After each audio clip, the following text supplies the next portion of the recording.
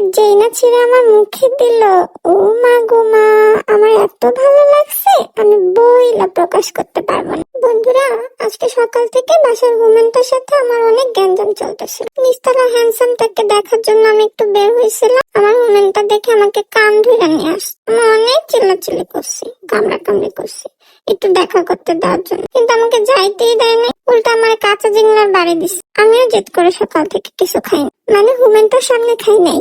ও যখন একটু দূরে গেছে আমি লুকায় লুকায় একটু একটু করে খাইছি। তারপর সন্ধ্যাবেলা আমার জন্য কি জানি এগুলো চকলেটের মতো নিয়ে আসছে। আমি তো দেখে ভাবতেছিলাম যে এগুলো কি হইতে পারে, কি হইতে পারে। পরে হুমেনটাকে একটু রিকোয়েস্ট করলাম আমাকে কি একটু দিবা খাওয়ার জন্য। হুমেন একটা প্যাকেট যেই না ছিঁড়ে আমার মুখে দিল, ও মা গো মা, আমার এত ভালো লাগছে আমি বইলা প্রকাশ করতে পারবো না। স্বাদ একদম চিকেন চিকেন, এত টেস্টি খাবার আমি কখনো খাই নাই। সকালে বলছিলাম হুমেনটা সুবিধা না, যাক এখন আস্তে আস্তে ওরা আমার একটু ভালো লাগতেছে। এখন আমি চকলেট খাইতেছি, পরে আবার তোমাদেরকে গল্প শোনাবো। আল্লাহ হাফেজ।